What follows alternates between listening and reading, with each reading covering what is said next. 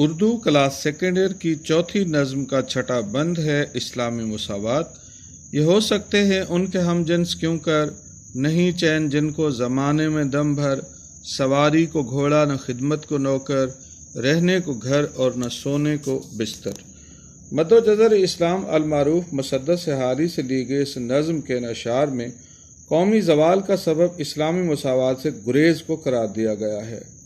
وہ غریب لوگ جن کو اس زمانے میں لمحہ بھر کا سکون میسر نہیں ہے، جن کے پاس سواری کے لیے گھوڑا نہیں، خدمت کے لیے نوکر نہیں، وہ رہنے کے لیے گھر مکان نہیں رکھتے، سونے کے لیے ان کے پاس بستر تک نہیں، وہ غربا مغرور امراء کے برابر کیسے ہو سکتے ہیں؟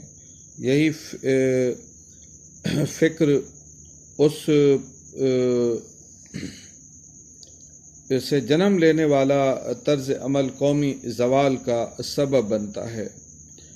یہی فکر اور اس سے جنم لینے والا طرز عمل قومی زوال کا سبب بنتا ہے۔ طبیعت اگر لاہو بازی پہ آئی تو دولت بہت سی اسی میں لٹائی۔ حضرت محمد مصطفیٰ بارگاہ الہی سے جو دین برحق لائے وہ پھلا پھولا، دنیا کے وسیع علاقوں تک اسلام پہنچا۔ اس کا سبب یہ تھا کہ مسلمان اپنے پاس روشن اقدار رکھتے تھے جن میں مساوات، عدل، ایثار جیسے رویے تھے۔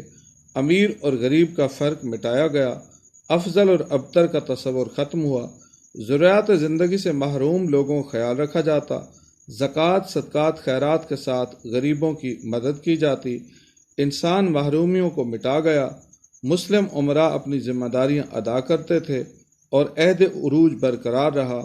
اخوت اس کو کہتے ہیں، چبھے کانٹا جو کابل میں تو ہندوستان کا ہر پیر و جواں بے تاب ہو جائے۔ تاریخ گواہ ہے کہ مسلم طبقہ امراء نے مساوات اسلامی کو ترک کر دیا۔ حکمرانوں نے اسلامی معاشرے کو امیر و غریب میں بانٹ دیا۔ من پسند لوگوں کے روزینے، سرکاری وظائف درجہ بدرجہ مقرر کیے گئے، مال غنیمت سے رشتہ داروں کو نوازا گیا۔ جو لوگ سرکار کی نظر کرم سے امیر ہو گئے وہ عام اور غریب مسلمانوں سے نفرت کرنے لگے۔ ذرات زندگی سے محروم مسلمان امراء کی نفرت و حقارت کا نشانہ بنے۔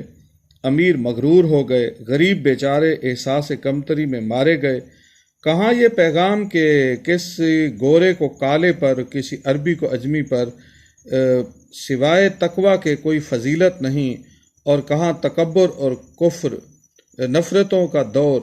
آہ ان گردن فرازان جہاں کی زندگی، ایک جھکی ٹہنی کا منصب بھی جنہیں حاصل نہیں۔ مسلمان دور زوال کا خاتمہ چاہتے تھے، انہیں فکر و نظر کی تجدید کرنا پڑے گی، چاہتے ہیں تو انہیں فکر و نظر کی تجدید کرنا پڑے گی، عمل کی اصلاح لازم ہوگی۔ امراء حکمران عدل و انصاف قائم کریں گے، امیر اور غریب کا فرق مٹانا پڑے گا، غربت کا خاتمہ کرنا پڑے گا، محروم مسلمانوں کی محرومی کا خاتمہ ضروری ہے، تب یورپی نو آبادیاتی نظام سے نجات ممکن ہوگی، برٹش راج کا خاتمہ ہوگا، دور غلامی عہد آزادی میں بدل جائے گا، امراء کا طبقہ صالح افراد پر مشتمل ہوگا، غرباء کے حقوق ادا ہوں گے تو منزل حصول آزادی ملے گی۔